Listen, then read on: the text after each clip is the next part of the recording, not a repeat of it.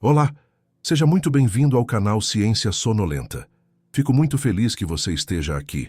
Talvez o seu dia tenha sido longo, ou talvez você seja aquele tipo de pessoa que gosta de adormecer imaginando o que existe debaixo dos seus pés, abaixo das florestas e campos, abaixo dos oceanos e montanhas, descendo profundamente até o coração da própria Terra.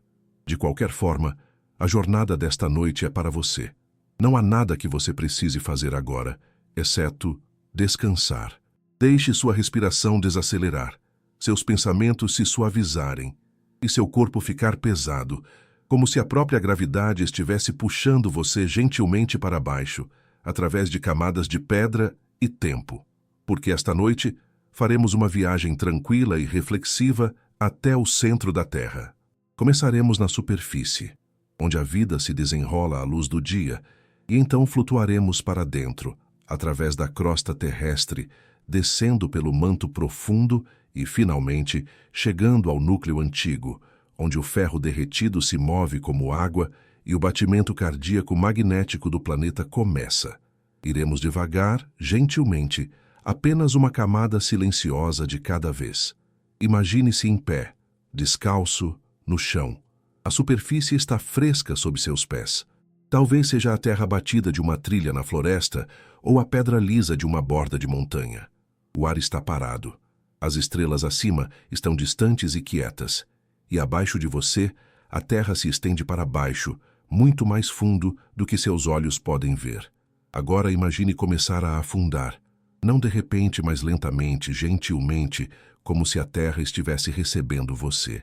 Você flutua para baixo através do solo superficial e raízes de árvores, passando por minerais cintilantes e camadas sedimentares. Um fóssil pálido passa ao seu lado, a impressão de uma folha guardada na pedra. Então ele se vai, e você ainda está descendo. Sob o mundo que conhecemos, existe um planeta dentro de um planeta. Nossa Terra é estratificada como uma história contada em capítulos de pressão e calor. A crosta é apenas o começo. Uma pele rochosa fina que flutua sobre algo muito mais vasto e antigo. Abaixo disso está o manto, um oceano denso e de movimento lento de rocha sólida que flui com o tempo. E no centro encontra-se o núcleo, um reino oculto de ferro fundido e pressão esmagadora, onde as temperaturas rivalizam com a superfície do Sol. Nunca vimos essas regiões internas diretamente. Nenhuma câmera as filmou. Nenhum ser humano as tocou. O buraco mais profundo que já cavamos atingiu apenas a crosta, a pouco mais de 12 quilômetros de profundidade. Mas a Terra tem mais de 6.000 quilômetros de profundidade. Tudo o que sabemos além disso vem dos ecos de terremotos, de ondas ondulando através da pedra e dos padrões mutáveis do campo magnético que protege nosso mundo. E, no entanto, a partir dessas pistas tênues, uma imagem emerge. Uma de calor, movimento e transformação. Lá no fundo, a Terra está viva com movimento. A rocha flui, o metal gira, o calor sobe e, lentamente, essa dança interna remodela a superfície do nosso mundo. Montanhas se erguem, oceanos se abrem, continentes derivam, tudo por causa das forças escondidas abaixo. Então, ao começarmos nossa descida, você pode se perguntar: o que exatamente existe abaixo de nós? Que processos antigos se agitam no escuro? Como um planeta permanece quente por bilhões de anos? E por que o interior profundo, um lugar que nunca podemos visitar, detém tanto poder sobre a superfície que chamamos de lar? Vamos começar onde vivemos, na crosta, a camada mais externa da Terra e a única sobre a qual já caminhamos. Pode parecer sólida e eterna sob nossos pés, mas a crosta é mais fina do que costumamos imaginar. Se a Terra fosse uma maçã, a crosta seria a casca, apenas uma fronteira frágil sobre um vasto mundo interior. E essa casca fina não é a mesma em todos os lugares. Ela vem em dois tipos principais: crosta continental e crosta oceânica. A crosta continental é o que forma as massas de terra em que vivemos. É relativamente espessa, com média de 30 a 60 quilômetros de profundidade, e feita principalmente de rochas graníticas mais leves, como quartzo e feldspato. Sob os oceanos, no entanto, a crosta é bem diferente. A crosta oceânica é mais densa e muito mais fina, com apenas 5 a 10 quilômetros de profundidade e feita principalmente de rochas vulcânicas escuras como o basalto. Essa diferença de densidade é uma das razões pelas quais os continentes flutuam mais alto do que o fundo do oceano. A crosta não está apenas descansando em solo sólido, ela está flutuando lenta e imperceptivelmente sobre o manto semifluido e macio abaixo. E essas placas flutuantes de crosta não estão fixas no lugar. Elas derivam, elas colidem, elas quebram e se reformam. Esta é a base da tectônica de placas, a teoria que explica o movimento da camada externa da Terra. A crosta é quebrada em grandes seções chamadas placas tectônicas, que deslizam pelo manto como peças de um quebra-cabeça à deriva em um mar de rocha. Essas placas estão em constante câmera lenta, movendo-se apenas alguns centímetros por ano, mas ao longo de milhões de anos, seus movimentos moldam toda a superfície do planeta. Quando duas placas se afastam, o magma de baixo sobe para preencher a lacuna, formando nova crosta nas dorsais meso-oceânicas. Isso está acontecendo agora mesmo sob o Oceano Atlântico, onde as placas da Eurásia e da América do Norte estão se afastando, alargando a bacia do oceano pouco a pouco. Quando as placas se movem uma em direção à outra, o resultado pode ser muito mais dramático. Em alguns lugares, uma placa é forçada sob outra, em um processo chamado subducção. À medida que afunda no manto, a placa descendente derrete e alimenta a atividade vulcânica. É por isso que arcos vulcânicos, como os que formam o Círculo de Fogo do Pacífico, frequentemente traçam as bordas das zonas de subducção. Em outras regiões, as placas deslizam umas pelas outras lateralmente. Estas são falhas transformantes, como a falha de San Andreas, na Califórnia. Aqui o movimento não é suave, mas aos solavancos. O estresse se acumula até ser subitamente liberado, e quando isso acontece, o chão treme. Este é o mecanismo por trás de muitos dos terremotos da Terra. Então, embora a crosta possa parecer quieta vista de cima, ela é tudo menos imóvel. É uma concha em movimento, fraturada e remodelada pela agitação lenta de forças abaixo. Montanhas se erguem onde placas colidem, como o Himalaia, ainda crescendo enquanto a placa indiana empurra para o norte em direção à Ásia. Vulcões entram em erupção ao longo de fendas e zonas de subducção, enviando magma e cinzas para o céu. E terremotos marcam as linhas de fratura, onde o estresse do movimento finalmente se liberta. Essa superfície inquieta moldou não apenas a paisagem, mas a história da própria vida. A deriva dos continentes muda as correntes oceânicas e o clima. Abre e fecha rotas de migração, coloca espécies em contato ou as isola. Ao longo do tempo geológico, a crosta escreveu a história da evolução em rocha e recife, em fenda e cume. E, no entanto, a crosta é apenas o começo. Abaixo dela reside um motor mais profundo, o manto, que impulsiona esse movimento. A crosta é a concha mais externa, mas o coração do movimento da Terra reside ainda mais fundo. Se você segurasse um pequeno pedaço da crosta da Terra em sua mão, um pedaço de granito de uma montanha ou uma fatia de basalto do fundo do oceano, estaria segurando um registro da formação, química e movimento da Terra. A crosta é feita de rochas, e essas rochas são feitas de minerais organizados em intrincados padrões de cristal, formados sob pressão, calor e tempo. Os elementos mais abundantes na crosta são oxigênio e silício, que juntos formam minerais de silicato, a espinha dorsal das rochas da Terra. Quartzo, feldspato, mica e anfibólio são todos silicatos e compõem a maior parte da crosta continental.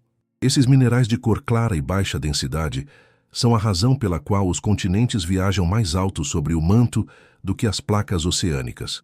Em contraste, a crosta oceânica é rica em minerais mais densos, contendo ferro e magnésio, como piroxênio e olivina, que contribuem para o tom escuro do basalto e gabbro.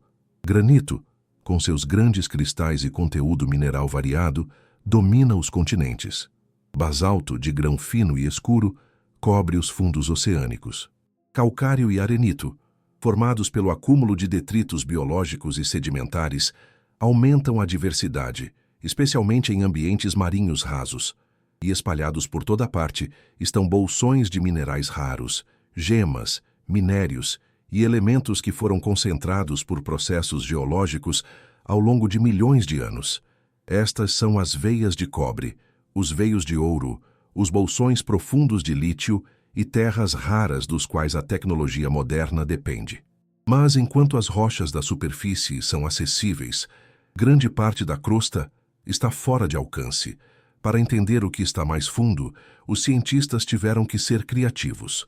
Projetos de perfuração oferecem o caminho mais direto para baixo, embora até nossas tentativas mais ambiciosas mal tenham arranhado a superfície. O buraco mais profundo já perfurado, o poço superprofundo de Kola, na Rússia, atingiu pouco mais de 12 quilômetros na crosta após décadas de esforço. As temperaturas e pressões tornaram-se tão intensas que o progresso mais profundo se provou impossível. E, no entanto, aquele túnel estreito ofereceu um vislumbre de rochas com mais de 2 bilhões de anos, formadas muito antes da primeira vida complexa. Para ir ainda mais fundo, os cientistas confiam em métodos indiretos, mais notavelmente o estudo de ondas sísmicas. Quando ocorre um terremoto, ele envia ondulações através da Terra. Essas ondas viajam a velocidades diferentes, dependendo da densidade e composição dos materiais pelos quais passam. Algumas ondas podem viajar através de líquido, outras não. Algumas dobram e refratam, outras ricocheteiam, colocando instrumentos sensíveis chamados sismômetros ao redor do mundo. Geólogos podem rastrear como essas ondas se movem e usar esses dados para inferir a estrutura e composição da crosta e das camadas abaixo. A tomografia sísmica, muito parecida com uma tomografia computadorizada da Terra, permite aos cientistas construir mapas tridimensionais da espessura da crosta, falhas e zonas de subducção. Essas imagens revelam as fronteiras das placas tectônicas, a presença de raízes de montanhas enterradas e os movimentos lentos e rastejantes de rochas muitos quilômetros abaixo da superfície. Com dados suficientes, podemos até ver plumas ascendentes de rocha do manto mais quente que podem algum dia formar novas ilhas vulcânicas. Outras ferramentas também ajudam. A gravimetria mede variações na atração da gravidade causadas por rochas mais densas ou mais leves no subsolo. Magnetômetros rastreiam as mudanças sutis no campo magnético da Terra causadas por depósitos minerais enterrados. E imagens de satélite revelam deformações e elevações na superfície que sugerem forças se acumulando por baixo. Juntos, esses métodos formam uma compreensão em camadas de um mundo que não podemos alcançar diretamente. Mapeamos a crosta não com nossas mãos, mas com ecos, campos e dados, lentamente construindo uma imagem da pele inquieta da Terra.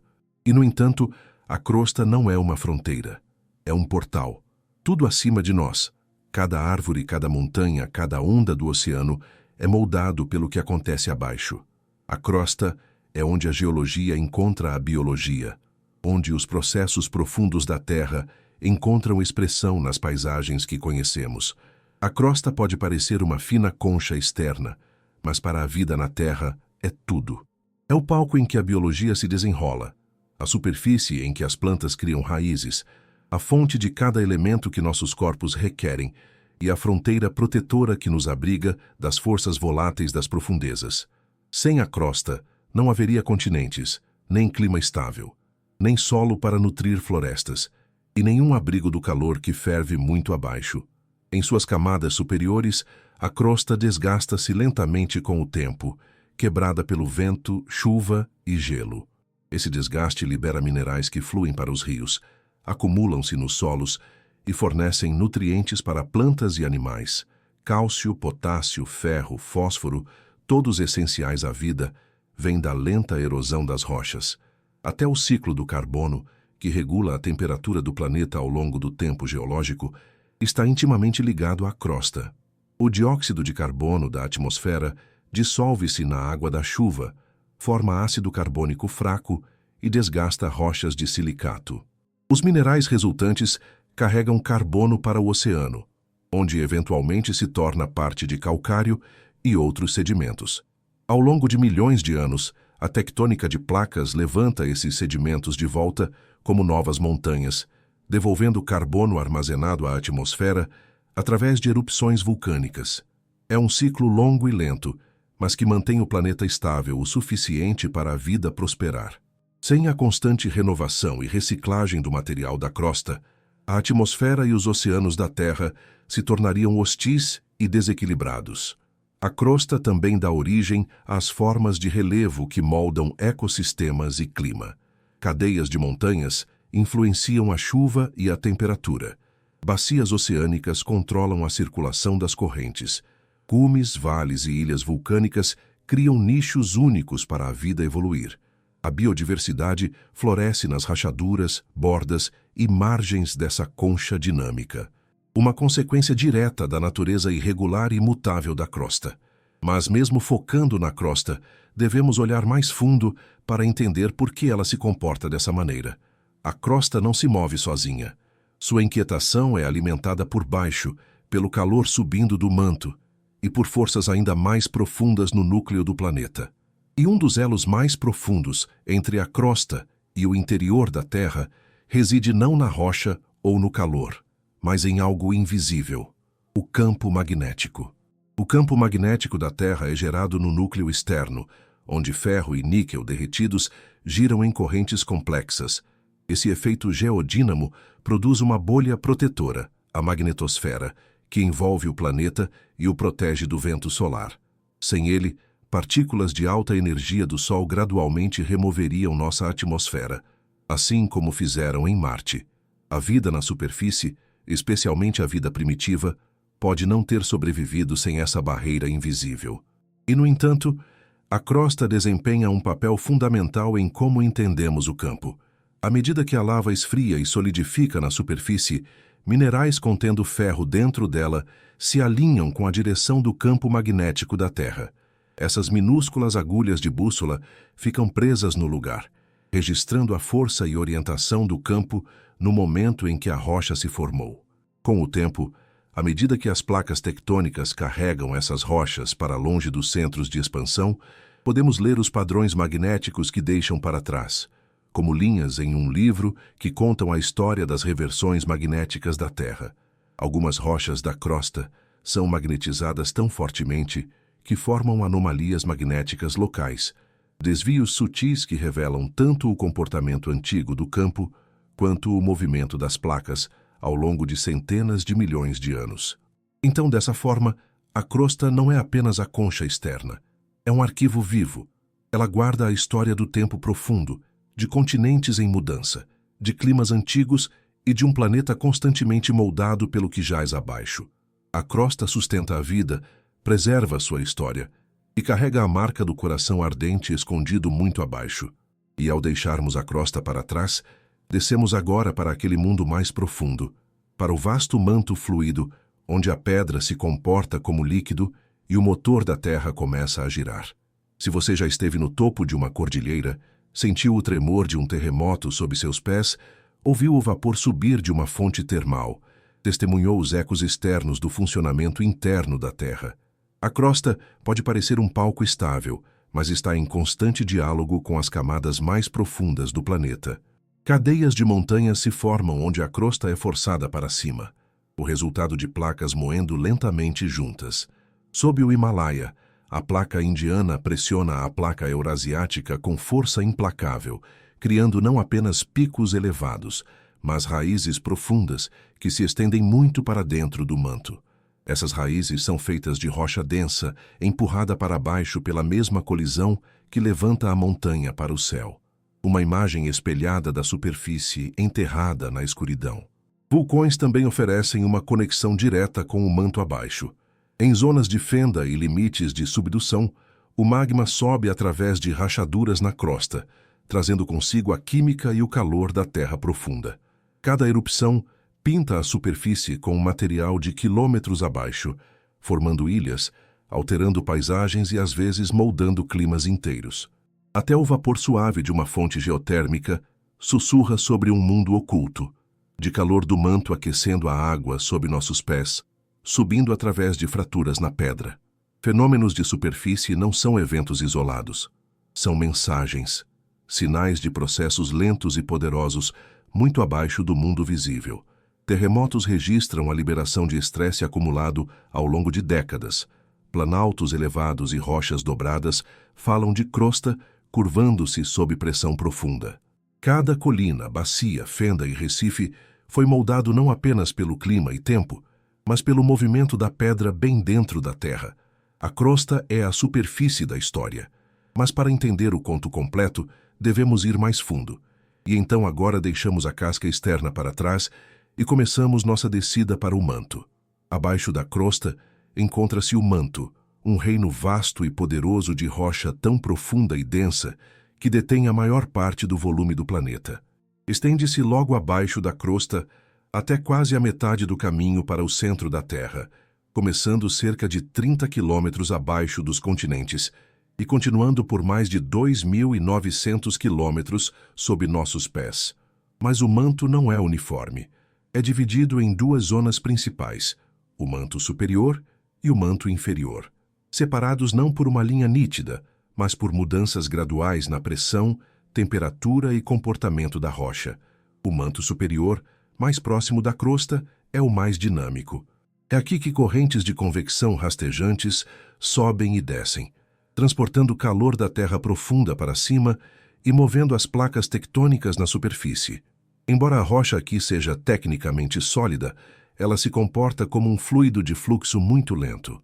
Ao longo de longos períodos de tempo, ela se dobra e se deforma, criando o movimento que impulsiona terremotos, formação de montanhas e atividade vulcânica. Abaixo disso, encontra-se a zona de transição, uma região de cerca de 400 a 660 quilômetros de profundidade, onde os minerais mudam de forma sob pressão extrema. Olivina, um mineral comum do manto superior, transforma-se em novas estruturas de cristal mais densas. Essas mudanças retardam o movimento do material e afetam como as ondas sísmicas viajam, permitindo que geólogos mapeiem essa fronteira de longe. Ainda mais fundo está o manto inferior, uma zona de pressão imensa, onde a rocha é mais quente, mais densa e mais rígida. Embora se mova mais lentamente do que o manto superior, ainda flui, carregando o calor do núcleo em direção à superfície. Essa circulação lenta de rocha sólida, conhecida como convecção do manto, é o que mantém a Terra geologicamente ativa. Sem ela, a crosta ficaria em silêncio, as placas parariam de derivar e a superfície congelaria no lugar. Embora muitas vezes pensemos no manto como sólido, ao longo de vastos períodos de tempo, ele flui lenta, mas continuamente. Esse movimento rastejante é impulsionado pelo calor e é o motor profundo que alimenta o deslocamento dos continentes, o nascimento de nova crosta oceânica e a elevação de grandes cadeias de montanhas. A superfície da Terra pode se mover apenas centímetros por ano, mas esses movimentos são o resultado de forças imensas subindo de baixo. As correntes de convecção constantes do manto. A convecção do manto é muito parecida com a fervura de uma sopa grossa e pesada, lenta, deliberada e constante. Perto do núcleo, a rocha é aquecida a temperaturas extremas, tornando-se ligeiramente menos densa. Esse material flutuante sobe em direção à superfície.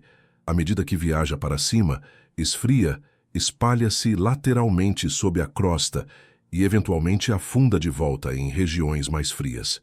Esses ciclos massivos de rocha subindo e descendo agem como uma correia transportadora sob as placas tectônicas. As próprias placas viajam em cima dessas correntes, movendo-se enquanto o manto flui sob elas.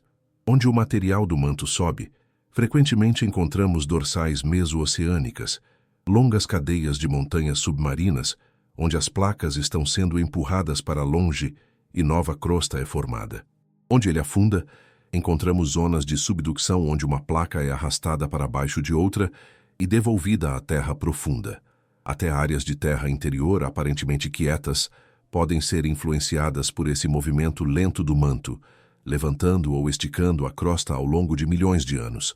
Mas o que dá ao manto o calor de que precisa para se mover? Parte do calor dentro da Terra é primordial, sobras do nascimento violento do planeta há mais de 4 bilhões e meio de anos. À medida que partículas colidiam e se fundiam no sistema solar primitivo, liberavam vastas quantidades de energia. Esse calor vem vazando lentamente desde então através da crosta e para o espaço. No entanto, se a Terra tivesse apenas aquele calor original, teria esfriado e silenciado há muito tempo. O que mantém o interior quente hoje é outro processo mais silencioso: decaimento radioativo. Certos elementos encontrados nas rochas da Terra, incluindo urânio, tório e potássio, são naturalmente instáveis. Com o tempo, seus átomos se decompõem em formas mais estáveis, liberando calor no processo. Esse decaimento acontece a uma taxa constante e previsível, e a energia que produz é imensa. Embora cada átomo libere apenas uma quantidade minúscula de calor, a Terra contém tantos isótopos radioativos que, juntos, contribuem com uma porção significativa do calor do manto. A maior parte desse material radioativo é encontrada na crosta e no manto superior, onde continua a aquecer a rocha circundante. Esse calor então sobe, impulsionando a convecção nas camadas mais profundas. Dessa forma, o decaimento radioativo age como um fogo de queima longa nas profundezas da Terra, uma fonte de energia constante e paciente que alimentou o interior do planeta por bilhões de anos. Essa combinação, calor primordial restante e decaimento radioativo contínuo, que mantém o manto ativo. Sem ela, a rocha ficaria imóvel. A convecção pararia. As placas acima cessariam de se mover. Não haveria novas montanhas, nem novas ilhas vulcânicas, nem renovação da crosta. A própria face da Terra mudaria, não da noite para o dia, mas lentamente, à medida que o fogo interior se apagasse. Mas enquanto essas fontes de calor permanecerem, o manto continuará a fluir lentamente, moldando poderosa e invisivelmente o mundo acima. Nem todo o calor no manto sobe como células de convecção suaves e simétricas. Em alguns lugares, colunas estreitas de material excepcionalmente quente empurram diretamente para cima do fundo do manto, possivelmente da fronteira entre o manto e o próprio núcleo. Estas são conhecidas como plumas mantélicas e, onde atingem a base da crosta, podem criar atividade vulcânica persistente por milhões de anos.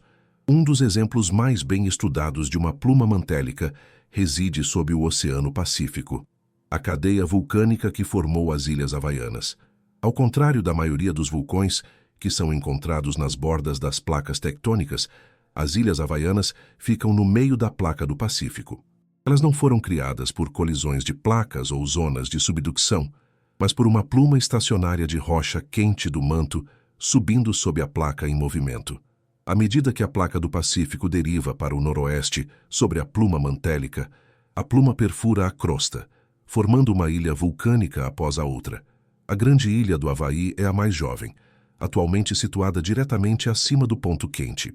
Ilhas mais velhas como Maui e Oahu estiveram uma vez acima dele, mas desde então derivaram para longe e tornaram-se vulcanicamente quietas. Ainda mais a noroeste estão montes submarinos, antigos vulcões agora submersos sob as ondas, marcando a trilha lenta da placa sobre a pluma estacionária. Essa trilha de migalhas vulcânicas oferece evidências poderosas tanto do movimento da placa quanto do comportamento do manto. Ela nos diz que o manto não é homogêneo, mas contém ressurgências focadas de material quente que podem durar dezenas de milhões de anos. Alguns cientistas até acreditam que essas plumas podem começar perto da fronteira núcleo-manto, subindo mais de 2.900 quilômetros através de rocha sólida antes de atingir a superfície. Mas como sabemos o que está acontecendo tão fundo, especialmente em um lugar que nunca podemos alcançar? A resposta reside em uma das ferramentas mais sensíveis dos cientistas da Terra: ondas sísmicas. Quando ocorre um terremoto, ele envia vibrações para fora em todas as direções, como ondulações em um lago, mas movendo-se através de rocha sólida. Essas ondas viajam a velocidades diferentes, dependendo da temperatura, densidade e composição do material pelo qual passam. Estudando como essas ondas se movem, dobram, refletem e mudam de velocidade, os cientistas podem inferir de que é feita a Terra profunda. Existem dois tipos principais de ondas sísmicas: ondas P, ondas primárias ou de pressão, e ondas S, ondas secundárias ou de cisalhamento. Ondas P viajam através de sólidos, líquidos e gases e são as ondas sísmicas mais rápidas. Ondas S, no entanto, só podem viajar através de material sólido. Quando um terremoto envia ondas através da Terra, os cientistas podem detectar onde as ondas S desaparecem, revelando áreas de rocha derretida ou metal líquido. No caso de plumas mantélicas, as ondas sísmicas desaceleram ao passar pelo material quente em ascensão. Isso cria o que os cientistas chamam de zona de baixa velocidade, uma região onde as ondas sísmicas são atrasadas devido a temperaturas mais altas ou derretimento parcial. Mapeando essas zonas lentas sob pontos quentes conhecidos, os pesquisadores podem traçar a forma vertical e a profundidade das plumas mantélicas. Usando uma técnica chamada tomografia sísmica, cientistas combinam dados de centenas ou milhares de estações sísmicas para construir uma imagem tridimensional do manto. Essas imagens mostram variações na velocidade das ondas, como ver o interior da Terra em tons suaves de quente e frio. A pluma havaiana, a superpluma africana e outras características foram reveladas através dessa técnica. Através dessas vibrações distantes, começamos a ver o que de outra forma permaneceria invisível. Rios estreitos de rocha quente subindo através de um planeta de pedra. Plumas mantélicas conectam as camadas mais profundas da Terra à superfície, e ondas sísmicas são os ecos que contam sua história. A ideia de que a rocha pode fluir pode soar contraditória a princípio. Afinal, pensamos em pedra como dura, rígida e imutável, mas no manto, sob imensa pressão e calor, a rocha sólida se comporta de uma maneira que desafia nossa experiência cotidiana.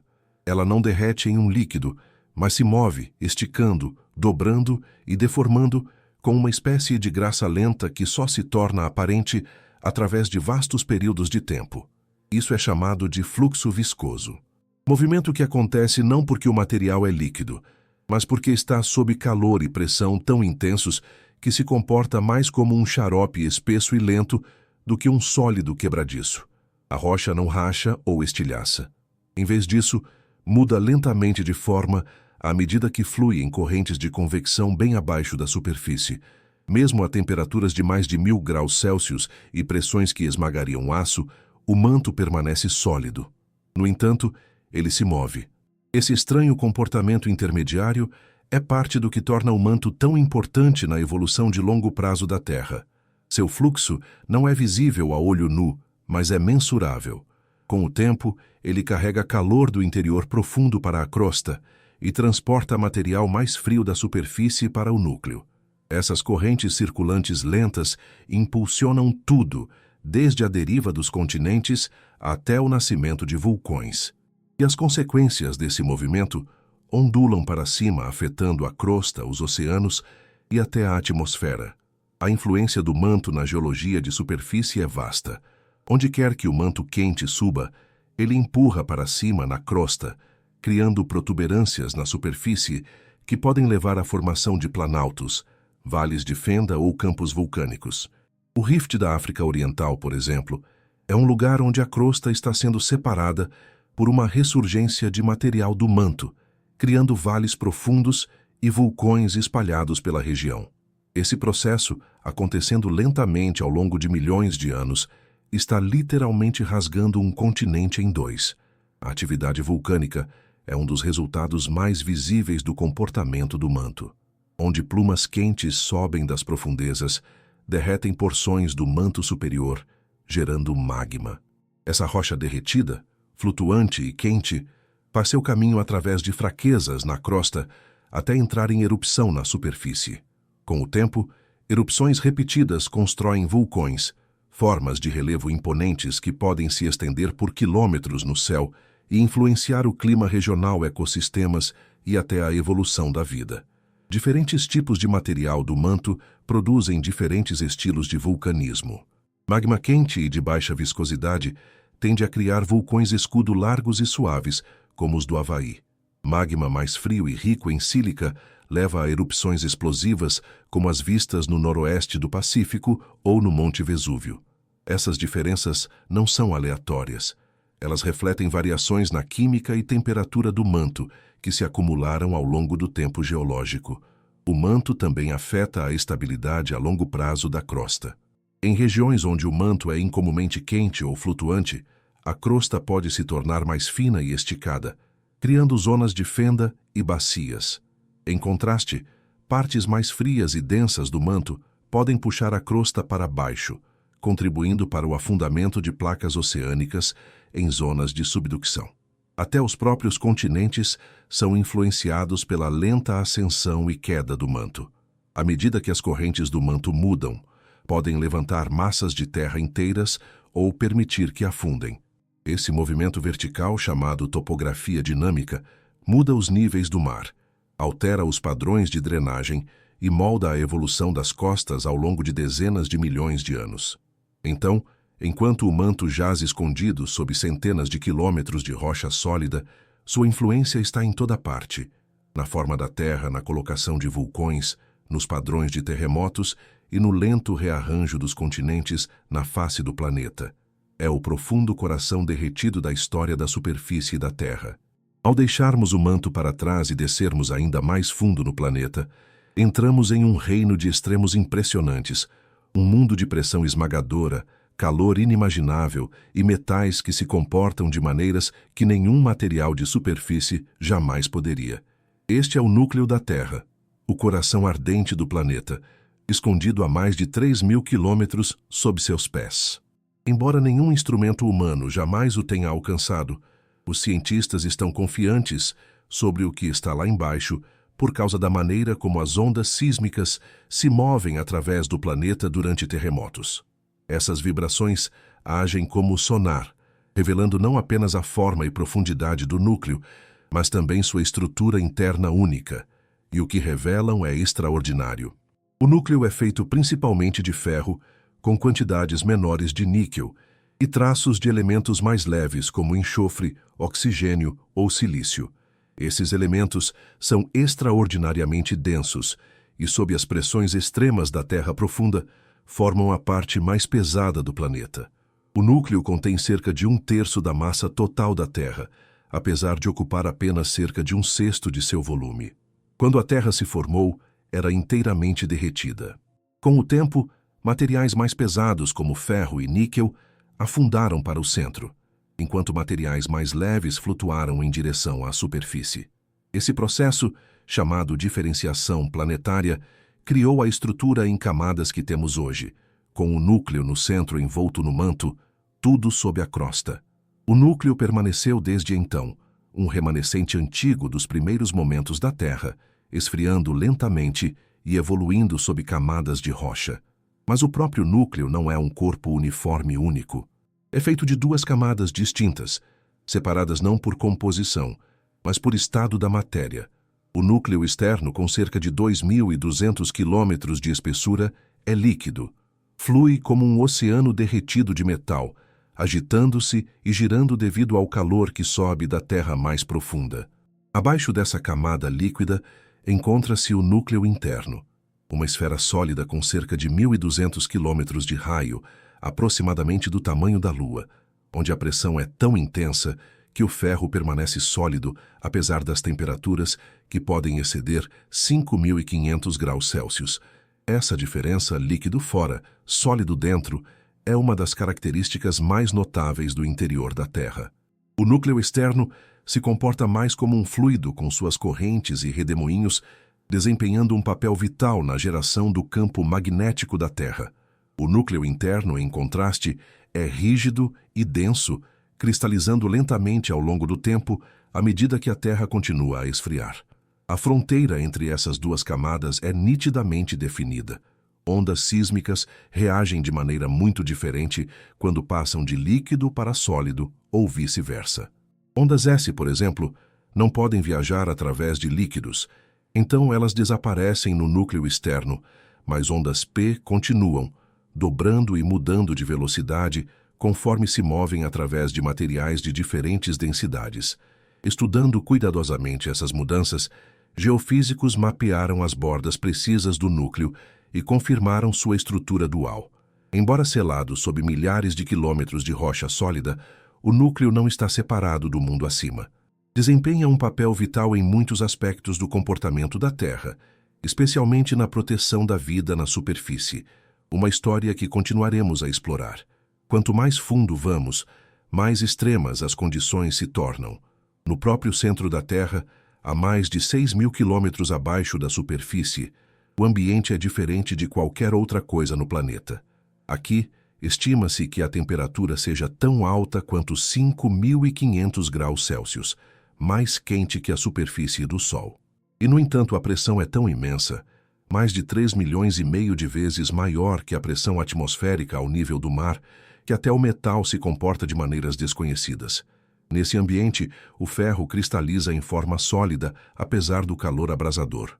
No centro, os átomos estão empacotados tão firmemente que se pensa que a estrutura do núcleo interno seja principalmente ferro sólido, com pequenas quantidades de níquel e possivelmente outros elementos leves.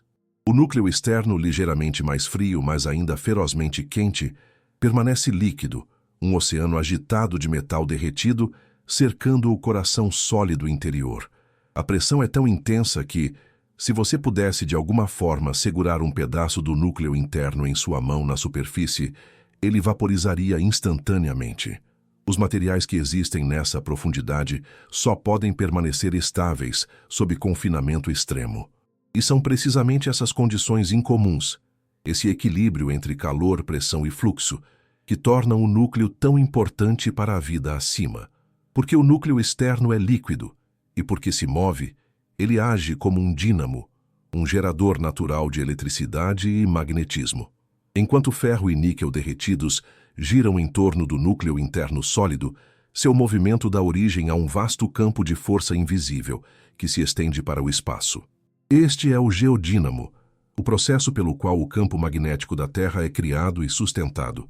O princípio básico é este: cargas elétricas em movimento geram campos magnéticos. No núcleo, o fluido rico em ferro é um excelente condutor elétrico. À medida que se move, impulsionado pelo calor e pela lenta rotação do planeta, estabelece correntes circulares. Essas correntes, por sua vez, geram campos magnéticos. Através de um complexo processo de feedback, esses campos magnéticos se organizam em um campo coerente de escala planetária que envolve a Terra em uma bolha protetora conhecida como magnetosfera. Esse campo magnético não é estático.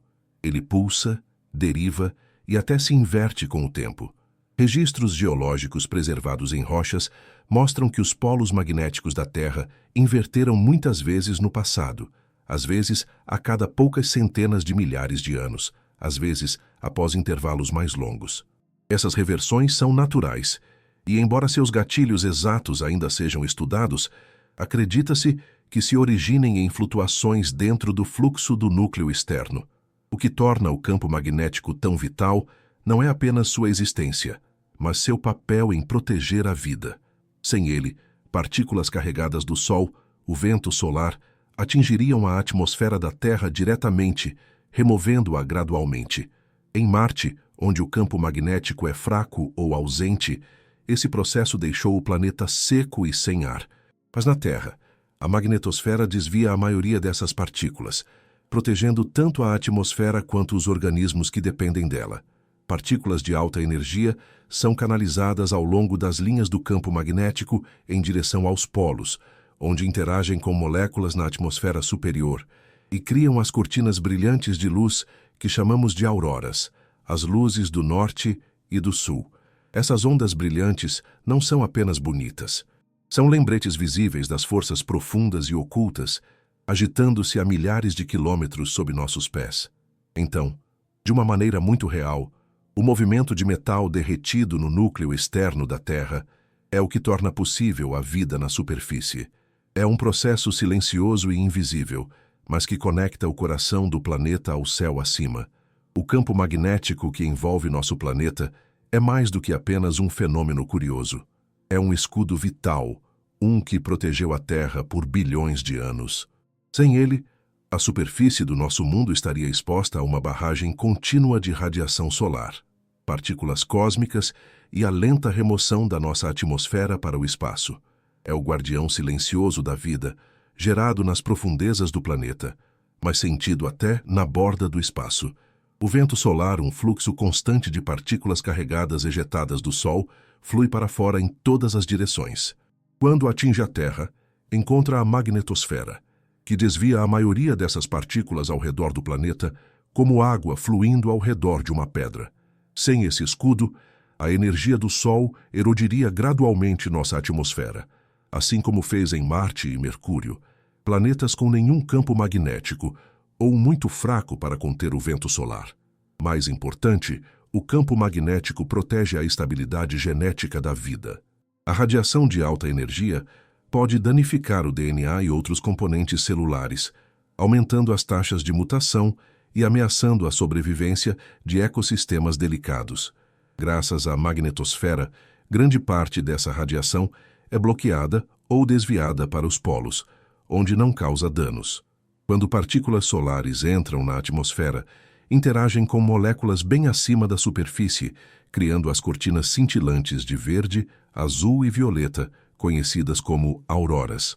Essas auroras não são apenas bonitas. São evidências visuais do campo magnético em ação, o único sinal a olho nu do motor colossal girando no centro da Terra. E, no entanto, para algo tão importante, o núcleo permanece profundamente fora de alcance. Nenhuma sonda jamais o visitou. Nenhuma broca perfurou sequer as camadas externas do manto, muito menos o núcleo. Então, como sabemos o que há lá embaixo? A resposta reside em uma combinação de métodos indiretos, especialmente sismologia e geomagnetismo, duas das ferramentas mais poderosas da ciência da Terra. A sismologia é o estudo das vibrações dentro da Terra, especialmente aquelas geradas por terremotos. Quando ocorre um tremor, ele envia ondas que viajam através do interior do planeta. Essas ondas se movem a velocidades diferentes, dependendo do tipo de material pelo qual passam, e se curvam ou refletem quando encontram fronteiras entre camadas. Estudando como as ondas sísmicas se comportam enquanto viajam pela Terra, os cientistas podem reconstruir a estrutura interna do planeta, incluindo o tamanho, densidade e estado do núcleo. Dois tipos principais de ondas sísmicas são usados: ondas P, que podem viajar através de sólidos e líquidos, e ondas S, que só se movem através de sólidos. Quando as ondas S falham em aparecer no lado oposto do planeta após um terremoto, revela a presença de uma camada líquida, neste caso o núcleo externo. Ondas P, enquanto isso, desaceleram e se curvam ao passar pelo núcleo externo líquido, depois aceleram novamente através do núcleo interno sólido. Essas mudanças fornecem medidas precisas da profundidade, forma e composição do núcleo. O geomagnetismo, o estudo do campo magnético da Terra, oferece outra janela para o comportamento do núcleo. Rastreando mudanças no campo ao longo do tempo, os cientistas podem modelar o fluxo de metal fundido no núcleo externo. Flutuações na força e direção magnética revelam como as correntes do núcleo estão mudando e como o geodínamo está evoluindo. Missões de satélite monitoram continuamente o campo magnético, capturando suas pequenas variações com precisão extraordinária.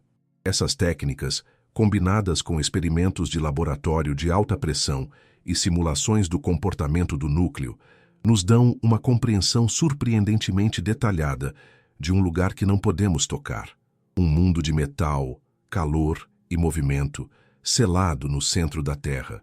Por tudo o que aprendemos sobre o núcleo da Terra, ele permanece uma das regiões mais misteriosas do nosso planeta. Um lugar que conhecemos apenas através de vibrações e sussurros magnéticos. Muitos de seus comportamentos ainda não são totalmente compreendidos, e cada descoberta parece abrir uma nova camada de incerteza. Um desses quebra-cabeças é a rotação do núcleo interno. Dados sísmicos sugerem que o núcleo interno sólido pode girar um pouco mais rápido ou mais devagar que o resto do planeta, um fenômeno conhecido como rotação diferencial. Alguns estudos mostram que ele acelera ou desacelera em ciclos que podem estar ligados a mudanças no campo magnético da Terra. Mas a causa exata, a taxa e os efeitos desse movimento permanecem debatidos. Até a idade e formação do núcleo interno são uma questão de investigação científica. Enquanto a própria Terra tem mais de 4,5 bilhões de anos, o núcleo interno sólido pode ter se formado muito mais recentemente. Talvez apenas 1 a 1,5 bilhão de anos atrás, à medida que o planeta esfriava lentamente o suficiente para o ferro cristalizar no centro. Essa formação tardia poderia explicar o fortalecimento do campo magnético no passado geológico mais recente da Terra. Outro mistério reside na assimetria do núcleo interno. Ondas sísmicas viajam a velocidades ligeiramente diferentes, dependendo da direção em que passam por ele, sugerindo que um lado do núcleo pode estar esfriando ou crescendo mais rápido que o outro. Alguns pesquisadores propõem que o calor pode estar escapando de forma desigual ou que existem diferenças de composição entre os hemisférios leste e oeste do núcleo, mas até agora, nenhum modelo explica totalmente os dados observados. Há até evidências de que existem camadas dentro do próprio núcleo interno. Um núcleo interno, sólido, com orientação de cristal ou propriedades estruturais diferentes. Isso sugeriria que a parte mais profunda da Terra tem sua própria história e complexidade interna, uma espécie de planeta dentro de um planeta, com dinâmicas ainda se desenrolando. E assim, enquanto nos preparamos para deixar o núcleo para trás e viajar para fora mais uma vez, fazemos isso com um senso de humildade. Por todas as nossas ferramentas e modelos, o coração da Terra permanece amplamente desconhecido. Um reino de fogo e metal girando em silêncio muito abaixo de nossos pés. Para entender o motor que impulsiona os processos internos da Terra, a deriva dos continentes, a ascensão dos vulcões, o movimento sutil da crosta, devemos voltar nossa atenção para uma única força: calor. O calor é o que mantém o manto em movimento, o que alimenta o geodínamo no núcleo e o que impulsiona a renovação contínua da superfície do planeta. Mas de onde vem essa energia? Existem duas fontes primárias de calor dentro da Terra. A primeira é o calor primordial, energia restante do nascimento violento do planeta. Mais de 4,5 bilhões de anos atrás, a jovem Terra se formou através de colisões, fusões e compressão gravitacional de corpos menores no sistema solar primitivo. Esses impactos liberaram imensas quantidades de energia, aquecendo o planeta em crescimento até que ficasse completamente fundido. À medida que o planeta esfriava e solidificava, muito desse calor foi retido no interior profundo. Esse calor primordial tem vazado lentamente desde então, fluindo através do manto e da crosta e irradiando para o espaço. Mas não foi suficiente para manter a Terra geologicamente ativa por bilhões de anos sozinha. A segunda grande fonte de calor é o decaimento radioativo, uma fonte de energia constante e de longo prazo que continua a aquecer o planeta por dentro.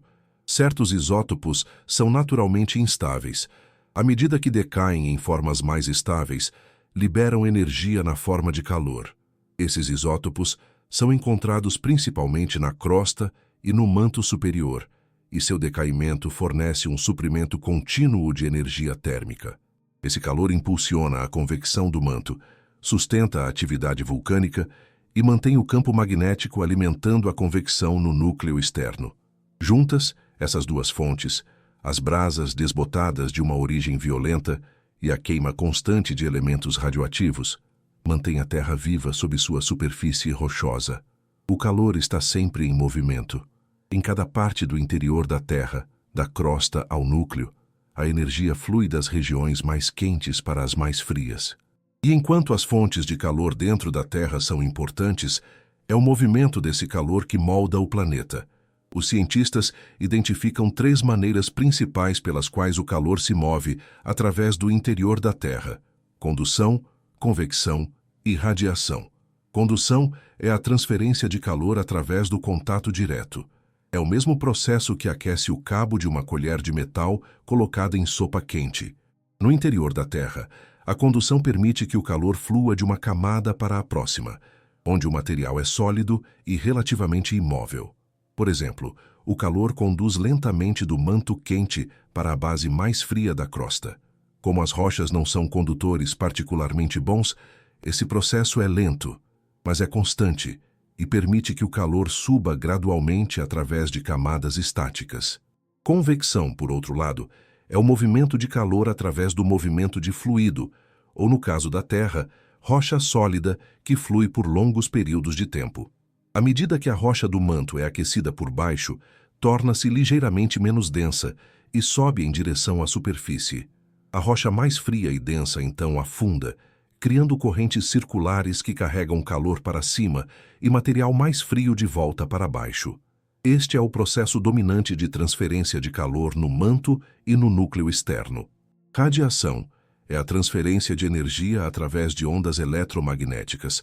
É como o calor do Sol chega à Terra. Dentro da Terra, a radiação desempenha um papel menor, mas ocorre dentro do núcleo e em quantidades minúsculas na escala atômica. A maior parte da transferência de calor dentro da Terra, no entanto, acontece através de condução e convecção, especialmente no manto profundo, onde esses processos alimentam quase todos os aspectos da mudança geológica. É a convecção, mais do que qualquer outro mecanismo, que impulsiona os grandes movimentos da superfície da Terra. O calor subindo do interior profundo, seja de decaimento radioativo ou origens primordiais, faz com que a rocha do manto circule em enormes correntes em loop.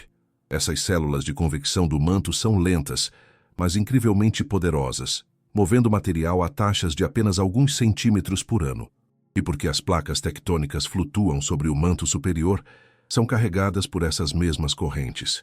Onde o material do manto sobe, cria fronteiras divergentes, regiões onde as placas tectônicas são empurradas para longe.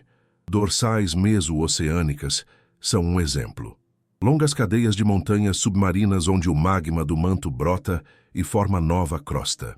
À medida que essa nova crosta se espalha para fora, a crosta mais velha é empurrada para longe da crista, fazendo com que as placas derivem lentamente em direções opostas. Onde o material do manto afunda, geralmente como resultado de uma placa mais fria descendente, formam-se fronteiras convergentes aqui. Uma placa é forçada sob outra e puxada para baixo no manto em um processo conhecido como subducção. Essa placa afundando carrega consigo água, sedimentos e material da crosta, que derretem e alimentam a atividade vulcânica acima. Essas zonas de subducção são os locais de fossas oceânicas profundas, vulcões explosivos e terremotos poderosos. Tudo impulsionado pela lenta agitação do manto abaixo. Até interiores continentais chamados estáveis não são imunes a esse movimento. A ascensão e afundamento do material do manto podem fazer com que regiões inteiras inchem ou cedam ao longo do tempo geológico, levantando planaltos, abrindo vales de fenda ou alterando padrões de drenagem. A conexão é profunda. Calor torna-se movimento, e movimento torna-se o escultor da superfície do planeta. Cada montanha, cada bacia, cada linha de falha em mudança é uma resposta à subida constante e silenciosa de energia térmica de dentro. E embora possamos caminhar na superfície em quietude, a terra profunda está sempre se movendo. Nas profundezas da terra, o calor faz mais do que mover-se. Constrói pressão, derrete rocha e alimenta alguns dos processos mais dramáticos que vemos na superfície. Uma das expressões mais visíveis do calor interno é a atividade vulcânica, onde rocha derretida formada no manto ou crosta inferior faz seu caminho para a superfície e entra em erupção como lava, cinzas e gás. Vulcões existem porque o interior da Terra é quente o suficiente para derreter parcialmente a rocha. Em zonas de subducção, água e minerais carregados para baixo por uma placa afundando diminuem o ponto de fusão da rocha circundante, permitindo que o magma se forme. Em zonas de fenda, onde as placas são separadas, a pressão cai rapidamente, também causando o derretimento da rocha. E acima das plumas mantélicas, colunas ascendentes de material quente criam pontos quentes, pontos fixos, onde o magma perfura a crosta repetidamente. Quando o magma sobe, ele se acumula em câmaras perto da superfície. A pressão aumenta à medida que os gases dentro do magma se expandem, até que a rocha acima não possa mais contê-lo. O resultado pode ser um fluxo lento de lava ou uma explosão violenta, dependendo da temperatura, composição e conteúdo de gás do magma. Cada erupção vulcânica é o estágio final de uma longa jornada, que começou com o calor subindo na terra profunda. Em cenários mais quietos, esse mesmo calor alimenta a atividade geotérmica. Em lugares como Islândia, Nova Zelândia e Parque Nacional de Yellowstone, a água subterrânea penetra profundamente no subsolo, onde é aquecida por magma subjacente ou rocha quente. Essa água superaquecida, então, sobe de volta à superfície, emergindo como geysers, fontes termais, respiradouros de vapor ou poças de lama fervente.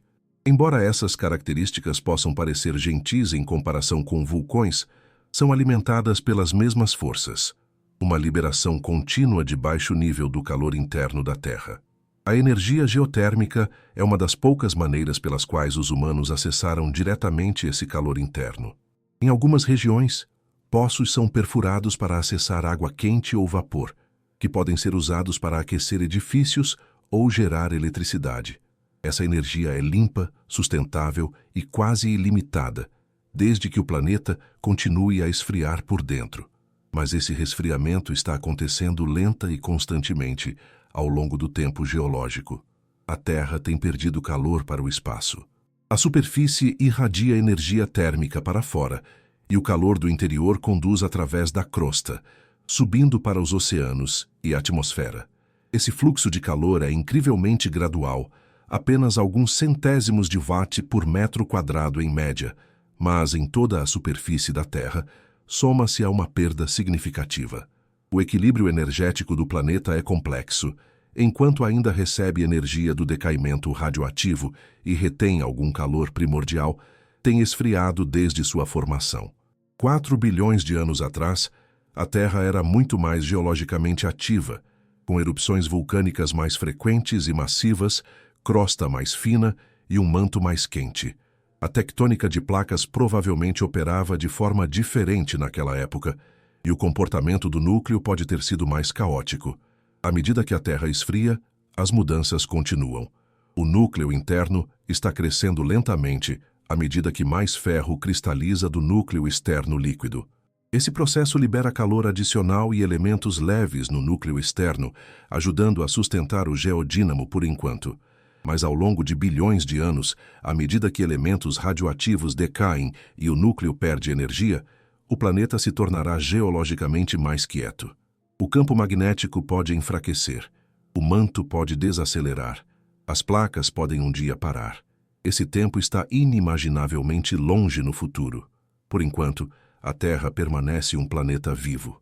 Seu calor interno fluindo para fora, alimentando movimento, mudança e a própria vida. Embora esteja escondido nas profundezas do planeta, o calor interno da Terra tem efeitos que se estendem muito além do manto e da crosta. Uma de suas influências de maior alcance é no campo magnético, que não é constante ou fixo, mas dinâmico e sempre em mudança.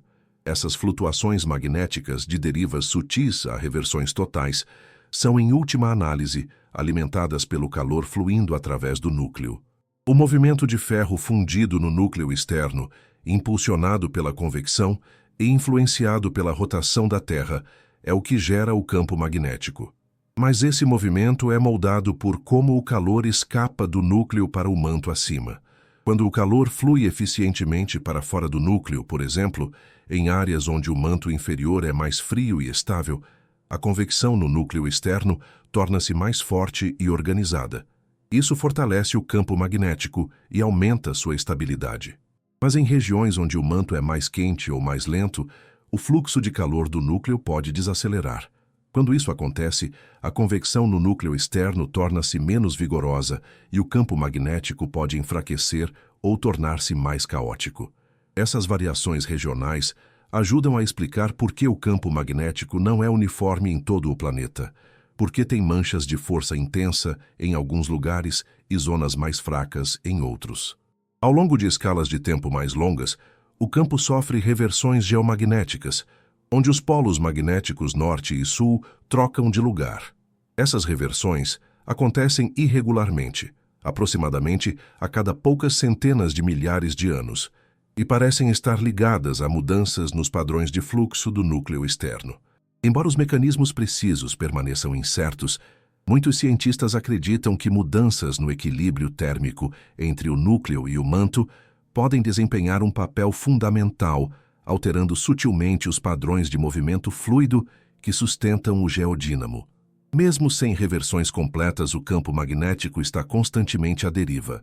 O Polo Norte magnético, por exemplo, está se movendo através do Ártico a uma taxa de dezenas de quilômetros por ano, um reflexo de mudanças sutis na Terra profunda que lentamente ondulam para a superfície. Dessa forma, o fluxo de calor da Terra não molda apenas a rocha e a paisagem. Molda forças invisíveis também, sistemas de escala planetária que protegem a vida, guiam animais migratórios e interagem com o ambiente espacial. Mas talvez a expressão mais familiar do calor interno da Terra esteja em sua geologia de superfície, na relação entre calor e as paisagens que conhecemos. Vulcões, cadeias de montanhas, terremotos, vales de fenda e fossas oceânicas são todos manifestações superficiais de processos térmicos mais profundos. Quando o manto convecta, move as placas tectônicas. Quando placas colidem ou divergem, a crosta responde com deformação, elevação ou erupção vulcânica. E quando o magma sobe em direção à superfície, traz calor, pressão e novo material para a crosta, alterando ecossistemas, construindo novas terras e, às vezes, remodelando regiões inteiras. Mudanças ainda mais sutis, como a lenta deformação dos continentes, a subida e descida das costas ou o afundamento da Terra sob geleiras, estão frequentemente ligadas a variações no fluxo de calor e movimento do manto. Ao longo de milhões de anos, regiões sobem ou afundam em resposta às correntes mutáveis do manto, que, por sua vez, são impulsionadas por diferenças de temperatura nas profundezas. De certo modo, a superfície da Terra é como uma pele, uma que flexiona, respira e se move em resposta a forças internas. Pode parecer imóvel sob nossos pés, mas é tudo menos estática.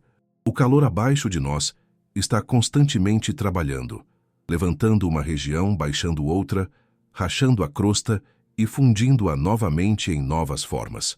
Então, embora possamos nunca sentir o calor da Terra profunda diretamente, vivemos em sua presença todos os dias. Está na forma das montanhas, no caminho dos rios, no tremor do chão e no sopro silencioso de vapor de uma fonte. O calor interno do planeta continua a alimentar sua história acima e abaixo. Embora a maior parte do funcionamento interno da Terra aconteça muito abaixo da superfície, seus efeitos são frequentemente sentidos mais vividamente em eventos dramáticos repentinos acima do solo. Duas das expressões mais claras e poderosas dos processos da Terra profunda são terremotos e vulcões. Fenômenos naturais que começam com câmera lenta no subsolo profundo, mas se desenrolam na superfície em segundos ou minutos. São os sussurros mais altos da voz interior do planeta. Terremotos ocorrem quando o estresse se acumula na crosta terrestre e é subitamente liberado. Esse estresse vem do movimento lento das placas tectônicas, as lajes rígidas de crosta e manto superior que deslizam pela superfície do planeta. Enquanto as placas moem umas contra as outras, colidem ou se separam, elas não se movem suavemente. Em vez disso, o atrito as mantém no lugar até que a pressão se torne grande demais. Então, em um solavanco repentino, a rocha quebra ou muda ao longo de uma linha de falha, enviando vibrações através do material circundante. Essa liberação de energia viaja para fora em todas as direções, na forma de ondas sísmicas. O ponto subterrâneo, onde a ruptura começa, é chamado de foco, e a localização diretamente acima dele na superfície é conhecida como epicentro. Embora o movimento comece bem abaixo, o tremor é sentido na superfície, às vezes suavemente, às vezes violentamente, dependendo da magnitude do evento e do tipo de material pelo qual as ondas viajam. Existem dois tipos primários de ondas sísmicas geradas por terremotos: ondas P e ondas S. Ondas P ou ondas primárias são ondas de compressão. Elas se movem rapidamente através de rocha sólida, líquido e gás, comprimindo e expandindo o material pelo qual passam, muito parecido com ondas sonoras no ar. Ondas P são as ondas sísmicas mais rápidas e tipicamente chegam primeiro às estações de monitoramento sísmico. Ondas S ou ondas secundárias viajam mais lentamente, elas movem o material de um lado para o outro ou para cima e para baixo, como as ondulações em uma corda balançada. Ondas S só podem se mover através de sólidos, não através de líquidos, um fato que forneceu uma visão crítica sobre a estrutura do interior da Terra. Por exemplo, quando ondas S de terremotos profundos falham em passar por certas camadas, os cientistas sabem que essas regiões devem ser líquidas, como o núcleo externo. Analisando os tempos de chegada e comportamento dessas ondas em diferentes estações de monitoramento ao redor do mundo, os cientistas podem mapear a forma e composição do interior da Terra. A maneira como as ondas sísmicas se curvam, refletem ou desaparecem, nos diz onde existem fronteiras entre crosta e manto, entre manto e núcleo, e até ajuda a revelar as temperaturas e densidades dessas camadas. Mas além de seu papel na ciência, as ondas sísmicas também são uma experiência profundamente humana. O tremor do chão, o deslocamento de estruturas, o momento de silêncio antes de um tremor secundário, todos são lembretes de que a Terra sob nós está viva e que sua superfície está conectada a uma história mais profunda se desenrolando quilômetros abaixo. Nesta onda da jornada, exploraremos como esses movimentos profundos moldam a Terra através de terremotos e erupções vulcânicas, e como o estudo de seus padrões nos ajuda a entender melhor as poderosas forças de mudança dentro do nosso planeta.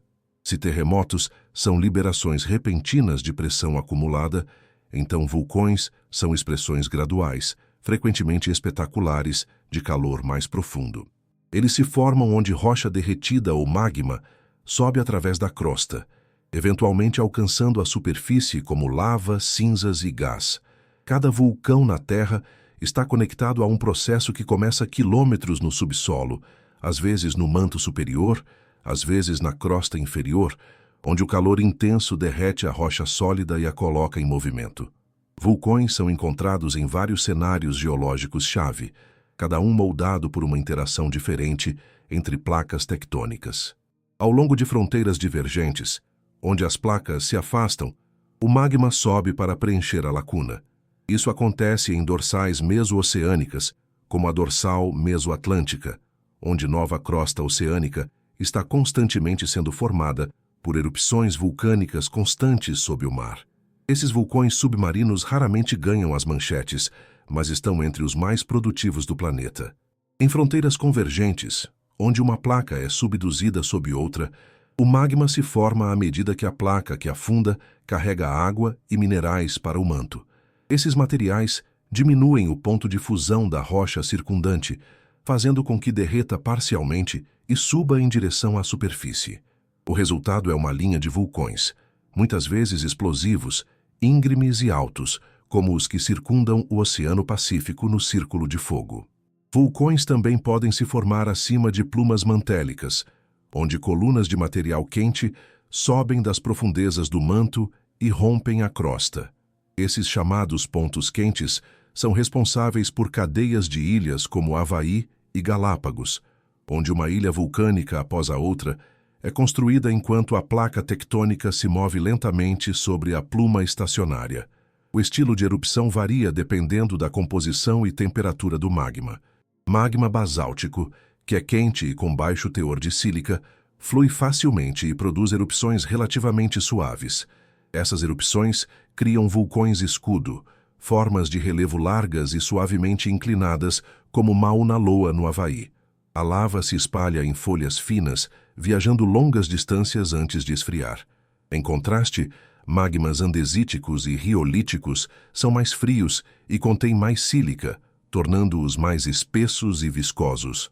Esse tipo de magma prende mais gás, levando ao acúmulo de pressão dentro da câmara de magma. Quando a pressão se torna muito grande, pode desencadear uma erupção violenta, uma que lança cinzas, rocha e gás alto no céu. Essas erupções criam estratovulcões como o Monte Santa Helena, o Monte Fuji ou o Monte Vesúvio. Suas encostas são mais íngremes e suas erupções são frequentemente repentinas e destrutivas. A jornada do magma começa bem abaixo, mas segue um caminho complexo à medida que sobe. No manto, o derretimento parcial ocorre quando as condições de temperatura, pressão ou composição mudam o suficiente para permitir que alguma rocha se liquefaça.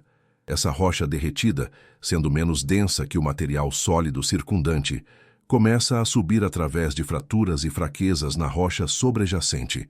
À medida que o magma ascende, pode pausar em câmaras de magma, reservatórios subterrâneos que coletam rocha derretida ao longo do tempo.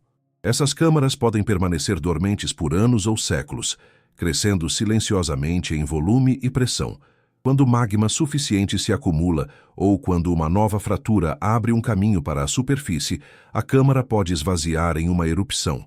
O tipo de erupção, lenta ou explosiva, depende de quão rapidamente a pressão se acumula e quão facilmente os gases podem escapar. Mesmo após uma erupção, o magma pode continuar a subir, mantendo o sistema ativo. Alguns vulcões entram em erupção continuamente, com fluxos de lava lentos e liberação constante de gás. Outros permanecem silenciosos por séculos, armazenando energia potencial até que um novo ciclo comece, desde o momento em que o magma se forma até o instante em que irrompe livre na superfície. Os vulcões são lembretes vívidos e ardentes do imenso calor movendo-se através do interior da Terra. Terremotos e vulcões podem parecer fenômenos separados, um impulsionado pela pressão, o outro pelo calor, mas na realidade estão profundamente conectados. Ambos surgem do movimento das placas tectônicas, e ambos são mais comumente encontrados ao longo das fronteiras das placas, onde a crosta está em constante movimento. Em fronteiras divergentes, as placas se separam. Ao fazê-lo, o magma sobe para preencher a lacuna, formando nova crosta em um processo contínuo e lento. Esses centros de expansão são frequentemente silenciosos, mas persistentes, produzindo terremotos suaves e atividade vulcânica subaquática que cria vastas cordilheiras oceânicas. Embora esses tremores sejam geralmente pequenos, formam um fundo quase constante de movimento através do fundo do mar. Em fronteiras convergentes, uma placa afunda sob outra em zonas de subducção. Esse processo gera terremotos poderosos e vulcões explosivos. À medida que a placa em subducção é forçada para baixo, o estresse se acumula ao longo da interface, onde as placas moem uma contra a outra.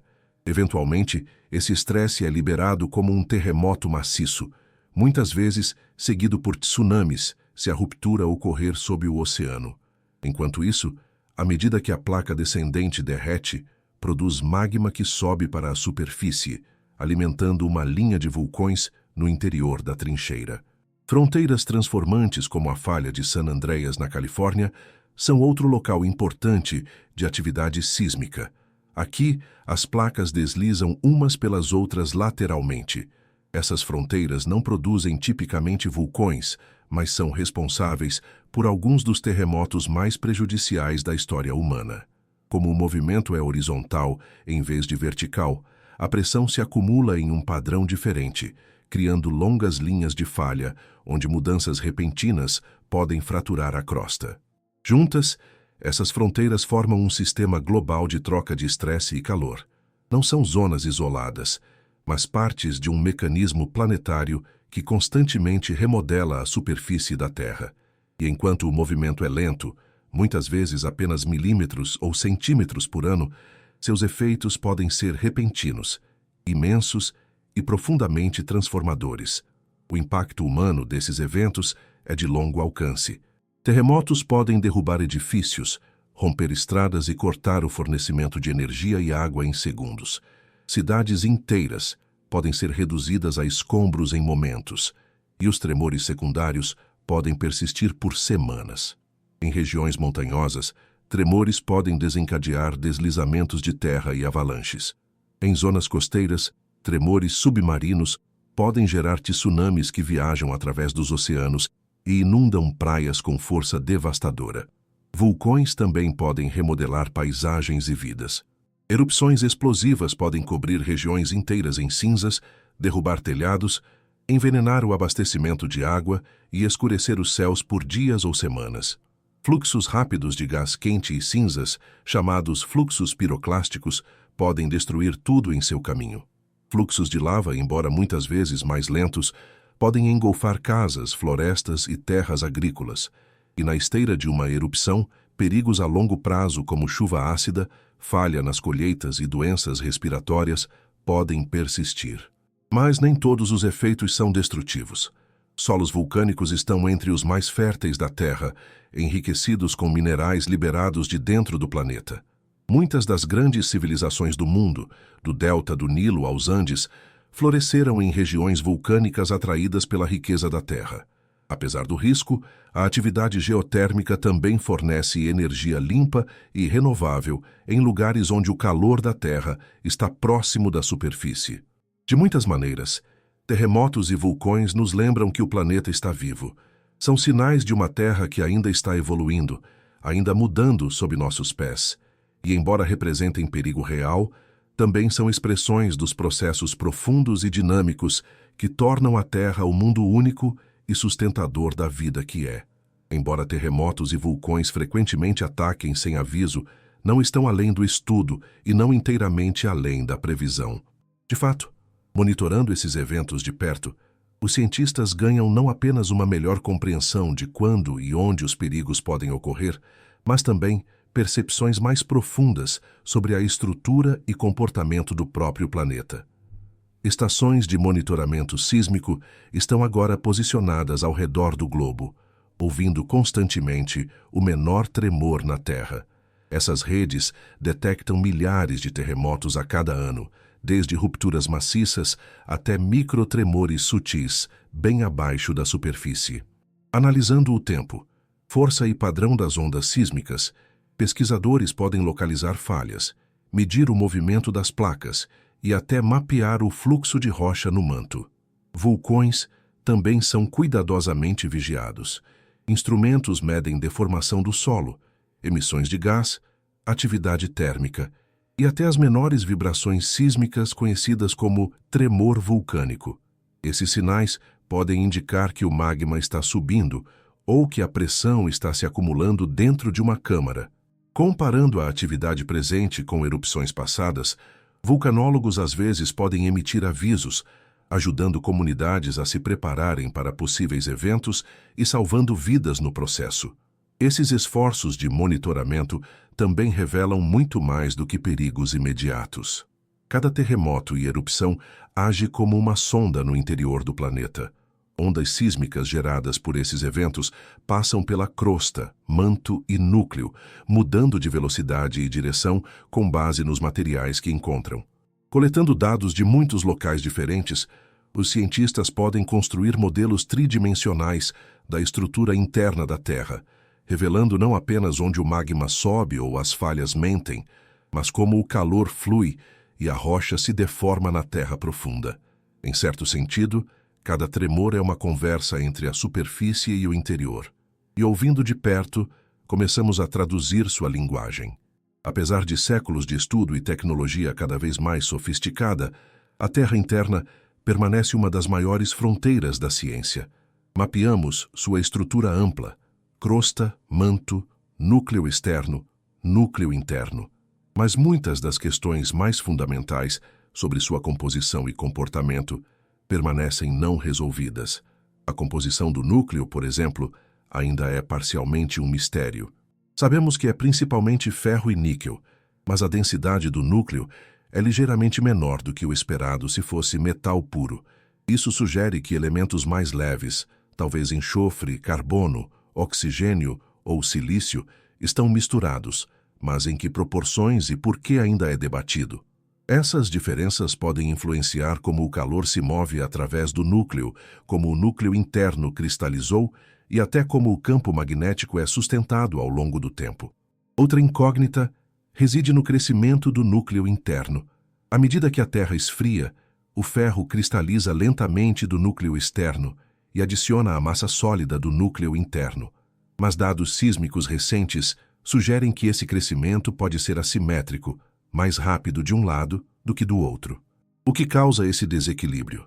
O calor poderia estar escapando mais eficientemente em certas regiões do manto? Ou o próprio núcleo interno poderia estar ligeiramente fora do centro, balançando ou girando independentemente do resto do planeta? Também há evidências de uma estrutura em camadas dentro do núcleo interno, talvez um núcleo interno interno, com uma orientação de cristal ou composição diferente. Algumas ondas sísmicas passam por essa região central a velocidades inesperadas, sugerindo que ela pode ter se formado sob condições diferentes ou em um momento diferente na história da Terra.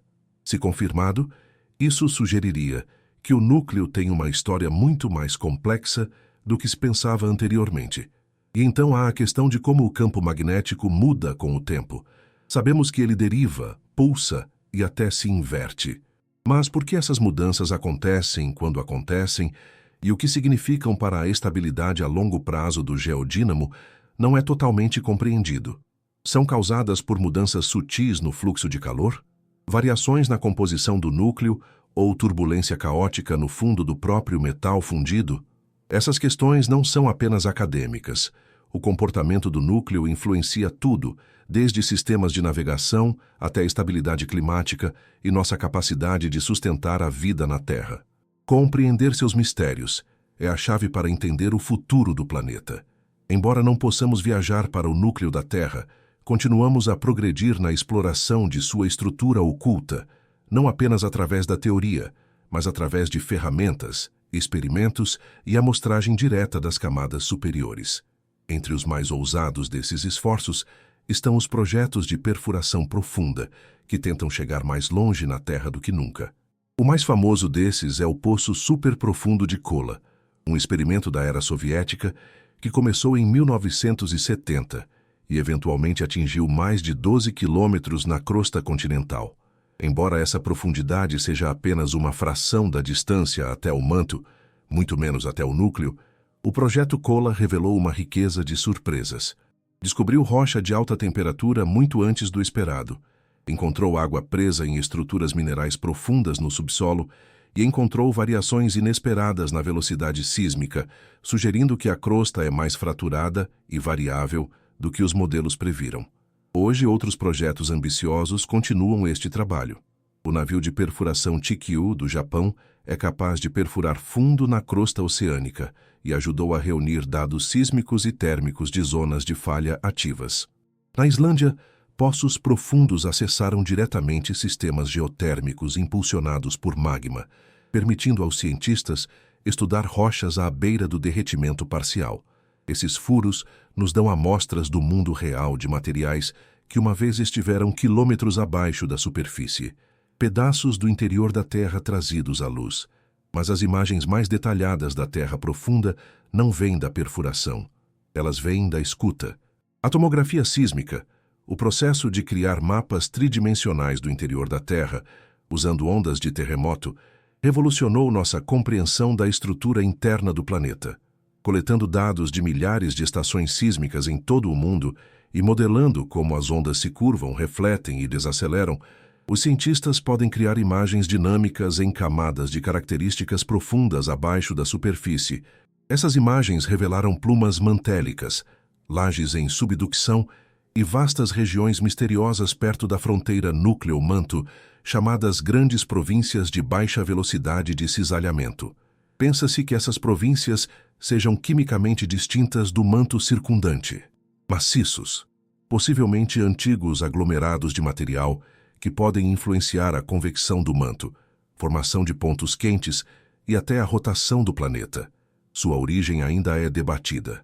Alguns acreditam que são remanescentes de colisões planetárias precoces.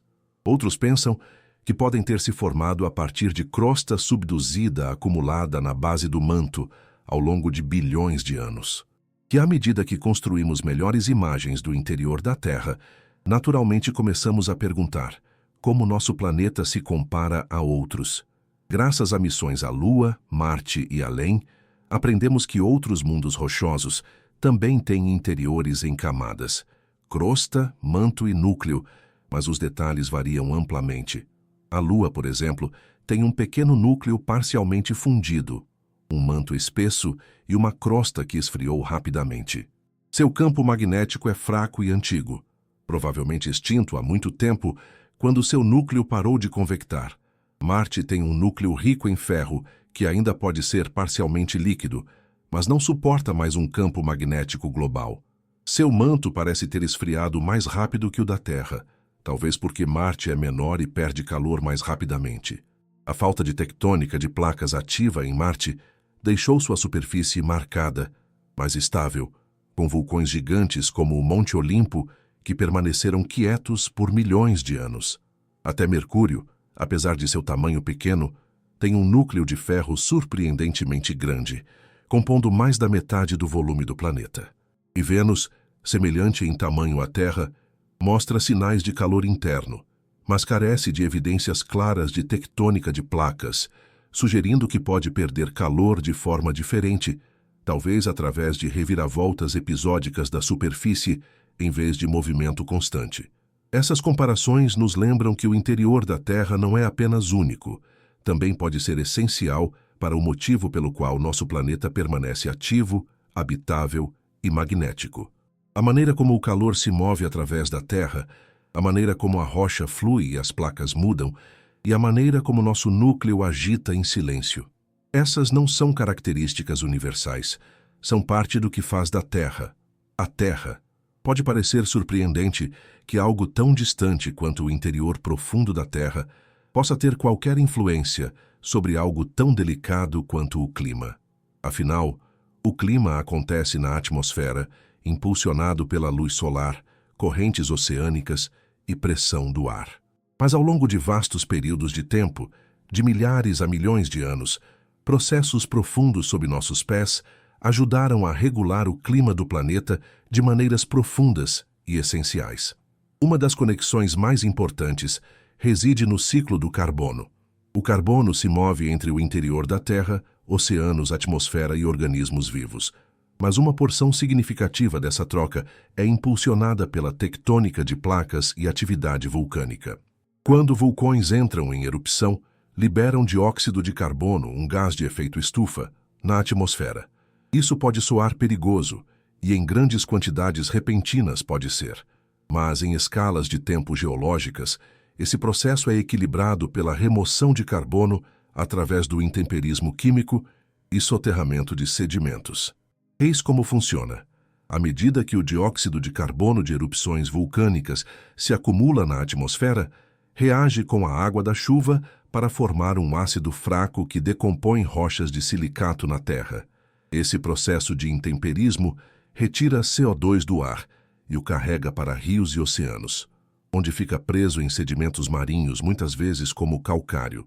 Ao longo de milhões de anos, esses sedimentos são enterrados e, através da subducção, retornados ao manto, onde o calor eventualmente impulsiona o carbono de volta à superfície através de novas erupções vulcânicas. Esse termostato natural, impulsionado pelo movimento das placas tectônicas e pela reciclagem do material da crosta, ajuda a estabilizar o clima da Terra ao longo do tempo. Quando a atividade vulcânica aumenta, mais CO2 aquece o planeta. Quando cadeias de montanhas se formam e expõem mais rocha ao intemperismo, mais CO2 é retirado do ar. O equilíbrio muda lentamente, mas permitiu que a Terra evitasse tanto condições de estufa descontroladas, quanto congelamentos profundos como os que afetaram alguns outros planetas. Além do carbono, o motor interno da Terra também influencia o clima através da criação de continentes e bacias oceânicas, que, por sua vez, afetam as correntes oceânicas e os padrões de vento. A mudança das massas de terra altera a forma dos oceanos, muda como o calor é distribuído pelo planeta e pode desencadear eras glaciais ou períodos quentes, dependendo do arranjo. Até pequenas mudanças na elevação, causadas por ressurgência do manto ou afinamento da crosta, podem mudar climas regionais. Tudo isso ressalta uma única verdade humilde. A superfície da Terra não está separada de seu interior. O mundo visível, com suas florestas, rios e clima, está entrelaçado com forças invisíveis muito abaixo. Entender o clima em seu contexto completo significa entender os longos ritmos da atividade tectônica e vulcânica que se desenrolam ao longo de dezenas de milhões de anos, e, no entanto, muito permanece desconhecido. É por isso que os cientistas continuam a desenvolver novas ferramentas e técnicas, esperando espiar mais fundo no planeta e observar seus mecanismos internos em detalhes mais finos e imediatos. Nas próximas décadas, avanços no poder de computação permitirão aos geofísicos simular o núcleo, manto e crosta, com resolução sem precedentes. Esses modelos ajudarão a testar teorias sobre plumas mantélicas, cristalização do núcleo e evolução tectônica, oferecendo laboratórios virtuais para ideias que não podem ser testadas diretamente. Redes sísmicas de próxima geração, incluindo matrizes locais densas e instrumentos ligados por satélite, fornecerão dados de maior qualidade sobre terremotos, permitindo que os cientistas tracem os caminhos das ondas sísmicas com mais precisão do que nunca. Essas ondas continuarão a revelar a forma e o movimento das estruturas da Terra profunda, mesmo aquelas a milhares de quilômetros de profundidade. E sensores quânticos, uma tecnologia agora em desenvolvimento inicial, podem um dia detectar mudanças sutis na gravidade, magnetismo ou fluxo de calor, oferecendo uma nova maneira de observar o batimento cardíaco da Terra em tempo real. Com cada avanço, a fronteira entre o conhecido e o desconhecido recua. O que uma vez foi imaginado, mares derretidos, placas à deriva, corações de metal girando, torna-se visível, mensurável e real. Pela maior parte da história humana, o interior da Terra foi um lugar de imaginação, um reino de mito, metáfora e mistério. Histórias antigas o descreviam como um reino de fogo ou o submundo dos espíritos. Mesmo nos primeiros dias da ciência, a ideia de alcançar o centro da Terra era mais fantasia do que fato, popularizada na ficção, mas inalcançável na realidade. Hoje sabemos mais. Mapeamos as camadas do planeta, rastreamos ondas sísmicas através de suas profundezas e simulamos sua dinâmica interna com supercomputadores. E, no entanto, de muitas maneiras, a Terra profunda permanece tão invisível e incognoscível quanto sempre, um lugar que estudamos à distância, usando ecos e traços para montar uma história que nunca podemos observar diretamente. Há algo profundamente humilde sobre esse tipo de conhecimento, o tipo que é inferido, nunca tocado. Lembra-nos que a Terra não é apenas uma superfície sobre a qual caminhamos, mas um vasto sistema complexo em evolução. Cada tremor, cada vulcão, cada mudança no campo magnético é um sinal de um mundo oculto, um que tem girado sob nós desde antes da vida começar. E assim explorar o interior da Terra é envolver-se com uma espécie de reverência silenciosa. Estamos ouvindo um planeta que fala em pulsos lentos e movimentos enterrados, em fluxos de calor e ondas de pressão. Sua voz é sutil, mas persistente.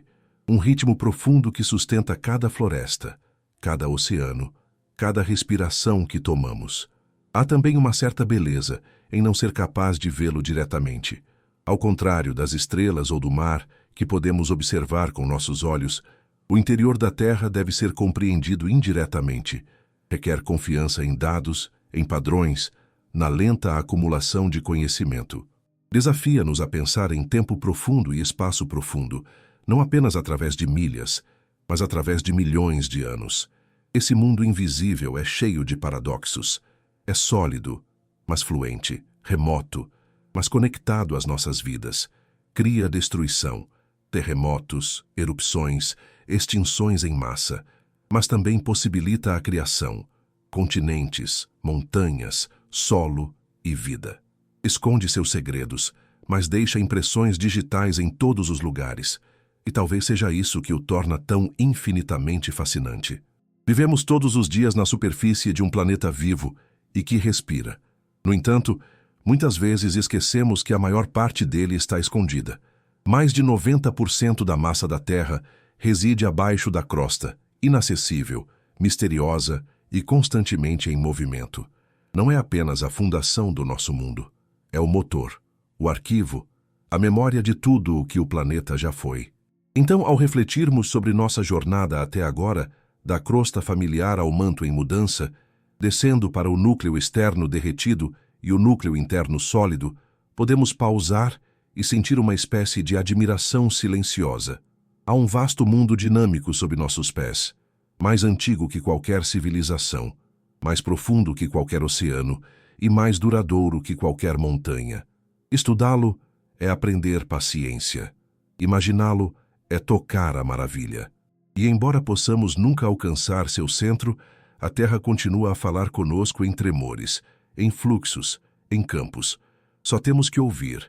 Viajamos longe esta noite, não através da superfície do mundo, mas profundamente dentro dele, do solo sob seus pés ao coração ardente do planeta. Flutuamos gentilmente através de pedra, pressão e calor, seguindo os fios invisíveis que mantêm a Terra unida. Começamos na crosta, onde a vida se desenrola e as montanhas se erguem, uma concha frágil e à deriva, moldada pelo movimento abaixo. Então escorregamos para o manto, um reino de rocha fluindo lentamente e força silenciosa, onde o calor se torna movimento, e o movimento molda os continentes. Mais fundo ainda entramos no núcleo, derretido, imenso e oculto, o motor do escudo magnético da Terra e o guardião silencioso da vida acima. Ao longo do caminho, ouvimos o tremor das ondas sísmicas. Observamos o magma subir para formar nova Terra e vislumbramos os longos ritmos de resfriamento planetário estendendo-se por bilhões de anos.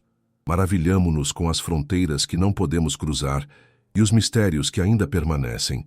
A estranha rotação do núcleo interno, a química profunda do metal derretido e a lenta deriva dos polos magnéticos. E agora, no final de nossa descida, retornamos à superfície, não como a deixamos, mas com novos olhos. Sob cada paisagem tranquila, cada cume e vale, há movimento. Sob cada tremor, cada ilha, cada linha de falha, há calor. E sob todos nós, a cada momento de cada dia, a Terra está viva, mudando, girando, alterando-se em silêncio. Então, se você está adormecendo agora, deixe-se descansar. Deixe sua respiração desacelerar e seus pensamentos se acomodarem. Não há necessidade de lembrar cada camada, cada termo, cada detalhe. A ciência ainda estará aqui, esperando gentilmente quando você retornar. E assim, sob as estrelas silenciosas, a história continua. Espero que você durma bem e tenha sonhos suaves. Boa noite.